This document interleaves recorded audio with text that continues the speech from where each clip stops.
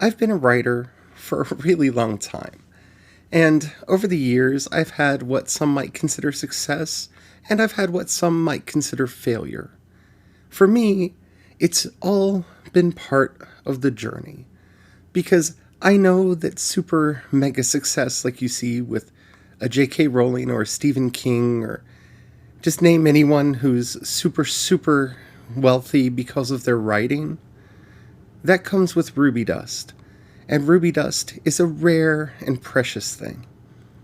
So I know a lot of people have new books finished because of NaNoWriMo last month, and they're starting to dream of the future. And while I'm not telling you that you shouldn't dream big, I want to talk about the writer's journey and ruby dust on today's Project Shadow. Can you hear me? I have something to say.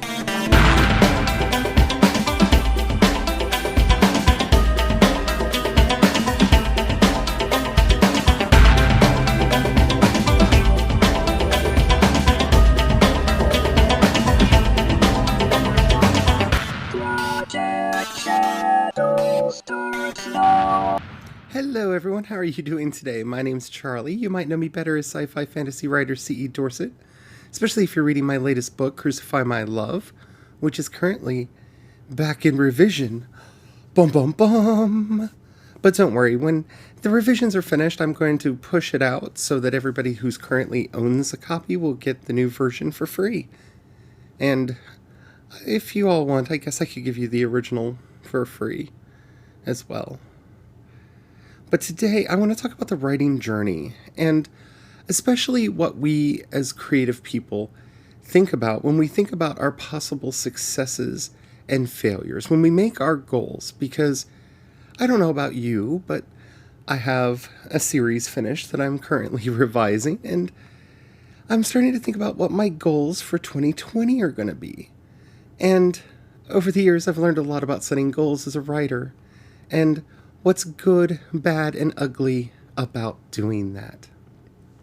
And I would just like to talk about that on today's episode. But before we get into all that, if you haven't already, please do take a moment to rate this podcast in whatever app you're listening to me on. It really does help out a lot. It tells the algorithms to share the podcast with more people. The more people that listen, the bigger the community, the better the chance we have of actually communicating with each other. And after all, that's why I do this in the first place. I want to thank everybody who's already done that. Yeah, if you can hear, my voice is almost better. I still have a little bit of breakage in there, but hey, man, that cold wiped me out for a really long time, didn't it? So my first book, Liquid Sky, came out in 2005. And so that means I've been doing this for, 14, almost 15 years now.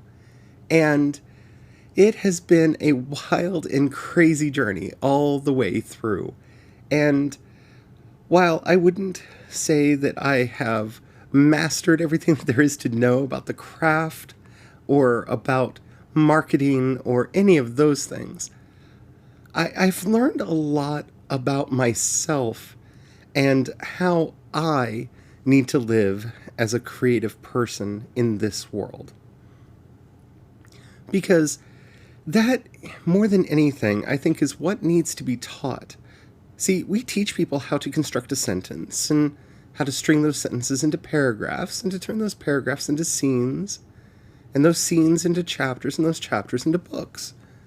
We talk about all of that. We talk about how to do marketing and whether or not it's worth it to do Facebook or Twitter or Instagram. We talk about all of these things, but very rarely do we talk about the actual experience of being a writer. Because it's a hard, lonely, sometimes depressing thing for us to do. So very rarely do we look inward to see what the journey has been for us. And I think that's a sad thing. Because if you would have told me, back when Liquid Sky first came out, that I would be here 14 years later and not have a movie or a television series or millions of readers who love my work and can't wait for the next book to come out. Well, I wouldn't necessarily have called you a liar because I didn't really have the hubris to do that.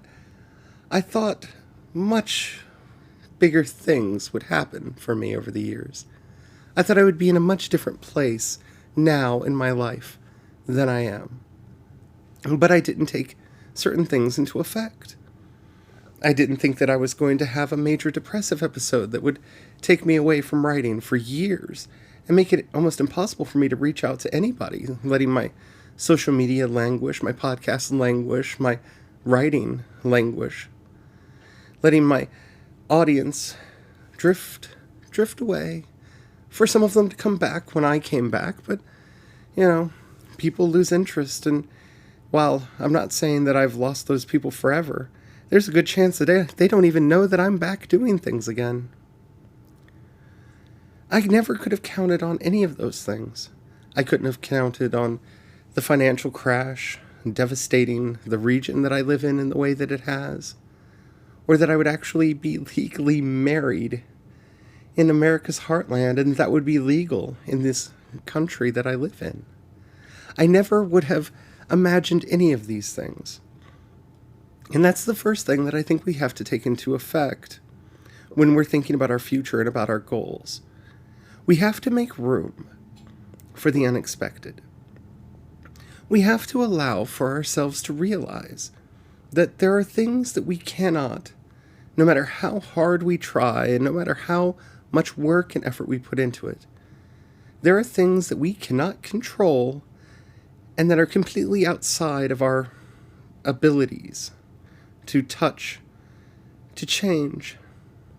And that's hard. That's a really hard thing for, I think, just anybody, not just writers, but for any of us to realize. And to be okay with that.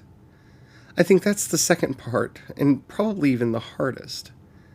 That yes, my life would be in a much better place if I hadn't fallen into a multi-year depressive collapse. Yes, that would have been much, much better. If there wasn't this little black hole in the middle of my life story. But it happened, and there was nothing that I could have done to prevent it. And there's nothing that I can do now to go back and change it. It is a thing that happened, and I have to be okay with that. And so as you're making your plans, as you're looking towards the future, you have to be prepared for what you don't know.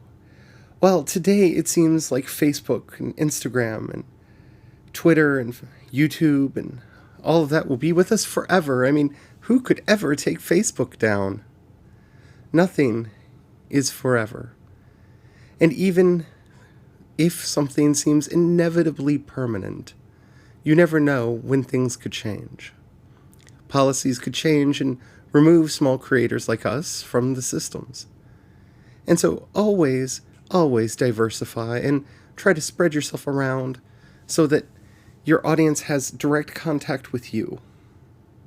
Because if you don't have that direct line of contact, should whatever platforms you are using decide, no, you can't use them anymore, then you completely lose touch with your audience. So bear that in mind. And so here we are, looking at our progress, looking at what we've done. We've written our book or books, and we're getting ready to put them out into the world. The next thing that you have to tell yourself is you have absolutely no control over how other people will see you or the work that you have done. Well, yeah, that seems logical. That seems rational. That seems like something that we should be able to understand. I mean, I can't even control what my cats do. Why would I be able to control another person? Well, when you start getting reviews, and if they're not as glowing as you want them to be, if they're not as good and exciting and happy as you would like them to be, then that can really hurt us inside. That can harm our emotions. That can bring us down. And so you have to be careful not to tie your self-worth into what other people think of you. And I know you probably heard that a lot in school. I know I did. They gave us self-esteem classes where we were told to not care about what other people said about us and to develop our own healthy self-image. But as with most things that we are supposed to do, it's much easier to say than to actually do it. But if you're a writer, that's also very important. But the most important thing is not to think that any course of action is inevitable. See, I had some moderate success when my first book came out, which led to deals with other companies, and those were fairly successful themselves.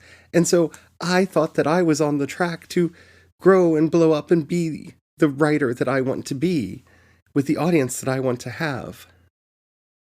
But that didn't happen. Not that I'm disappointed with where I am. We'll talk about that more in a minute.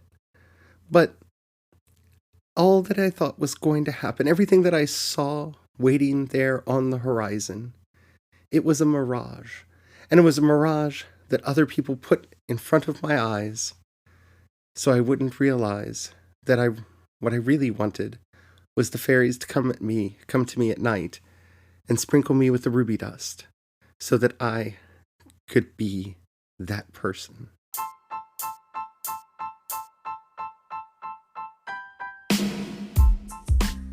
Sol Stein, in his wonderful book, Stein on Writing, tells this simple story about how writers achieve success. They lay in their beds after their work has gone out into the world, and the fairies all come in and they sprinkle ruby dust all over them. And if they're one of the fortunate ones that the fairies bless with the ruby dust, then they are amazingly successful. And if the fairies, for whatever reason, don't come, then they're not. And it's a very important analogy. I'm not saying that you have to believe in fairies or sprites or any intangible thing. But it is the way of the world. You see, talent can take you a certain distance. Tenacity can take you a certain distance. And all of those things can take you pretty far. For goodness sakes, just not giving up is one of the greatest superpowers you can develop for yourself. Learning to get up every time you're knocked down. But when we look at those who have had meteoric success, and I don't even want to go through their names because we all know them, whether we like their work or not, we know them, from the Cassandra Clares to the Stephanie Meyers to the J.K. Rowlings. We all know their names because they are the precious few that for whatever reason got the ruby dust sprinkled on them in the middle of the night while they slept. Now, we can talk about how much of that was actually the fairies and how much of that was the connections that they had with the industry. But even those connections aren't a guarantee. Because if it doesn't connect with a certain imagination, a certain part of the population, then it won't matter. You see, no matter what you think about Stephanie Meyers and how her books blew up, that level of success would have been impossible if she didn't strike a chord with thousands, if not millions, of readers around the world. And no one can predict what that chord is. And even if we could, we couldn't predict what would actually strike it. That's the problem with chasing trends. Well, yeah, it can be lucrative for your business if you just want to make money, to chase the trends and do what is trendy and try to stay writing to the market. Oh, but the market is a nefarious beast. It changes shape and form at will. And by the time you get your teen dystopian book done, then, well, people have moved on to other things. Well, you're working on your YA book because, well, that's the big thing. New Adult comes out, and that's the new big thing, and everybody's looking for new adults. Is this a new adult book? Well, no, because you were writing for that young adult audience that was oh so big and so lucrative. And I'm not saying that it's not anymore, but it's not the hot new thing. Writing to the market is a tricky, tricky beast. And maybe you have it in you to do. Maybe you have it in you to follow the trends, figure out what they are, and make sure that you're writing right within that vein. But know that that trend like all trends, will eventually fall, and it will go away. And no one riding that trend will have the success of whoever set the trend in the first place. There was one Hunger Games and a lot of young adult dystopian novels that came out after it, but there was really only one Hunger Games. It was the biggest success of the lot, and every other one had some diminishing returns. And those diminishing returns could be good money, and I'm not saying that it's not worth doing if that's something that you feel that you want to do. Remember, this is not a place for judgment. I'm just talking from experience here. You could try to prognosticate and figure out what you think the future trend will be. And maybe you're right. Maybe you'll be lucky, and maybe you'll nail it. Maybe you'll even be the one that gets picked first. Because as we all know, it's the one that gets picked first that gets the lion's share of the success. But there's no guarantee that you'll be the one that gets picked first. There's no way to guarantee all of that, and that's why we talk about the ruby dust. That weird X factor, that strange, exotic element that comes in and gives people success beyond anything that they could have normally counted on. You don't know what it's going to be, and you don't know how to make it happen. None of us do. If we did, then it would change because everybody would be doing it and it would no longer have its magical power. So, as you're coming up with your goals for the year to come, and as you're thinking about that book that you finished last month or are still working on, don't set your goals too high, but set them as high as you can reach. Look, I look at every book that I do and I say, I want this to be a New York Times bestseller, because wouldn't that be something? For goodness sakes, I'll be happy with a USA Today bestseller. Not that that's necessarily worse, it's just I grew up in a generation where you wanted that New York Times bestseller label on you. And if I get it, I get it. And if I don't, I don't. Because I don't set some stock. I don't set my personal value on whether or not I can hit that goal. Because I know that that's an imaginary goal. And that's what I'm saying. You need to have your real goals of, I'm going to try to sell this many books. I'm going to try to get my audience to this particular size. I'm going to try to do this, that, and the other.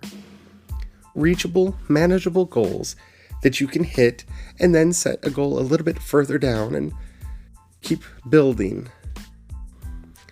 But keep those other dreams. That one day I'm going to have my Netflix show. One day somebody's going to turn one of my books into a movie or a TV series. Because I really do want that to happen. I don't know why. I really want that to happen. Now there are steps that I can take towards that end.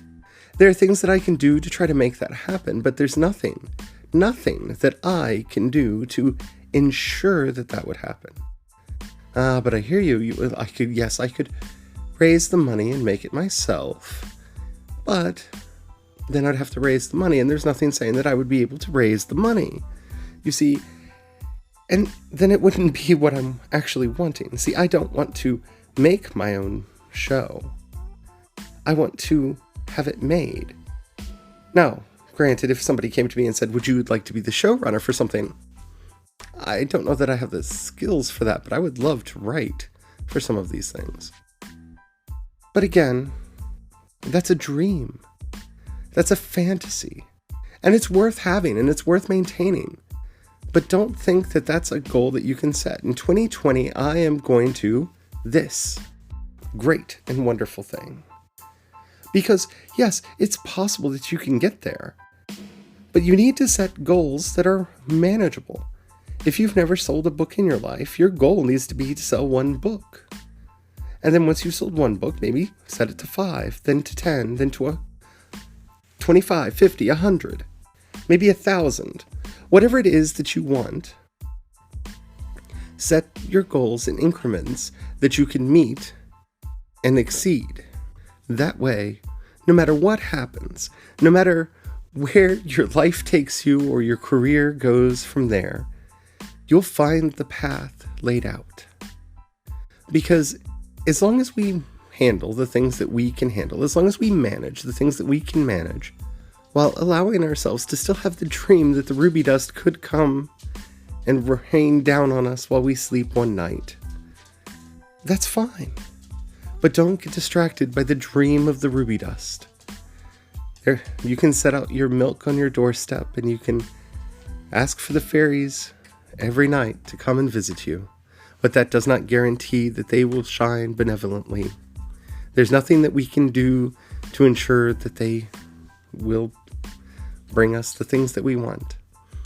But as long as we are honest with ourselves and with our goals, and work towards those goals with integrity and discipline, we can ensure that this is a journey that we will enjoy all the way.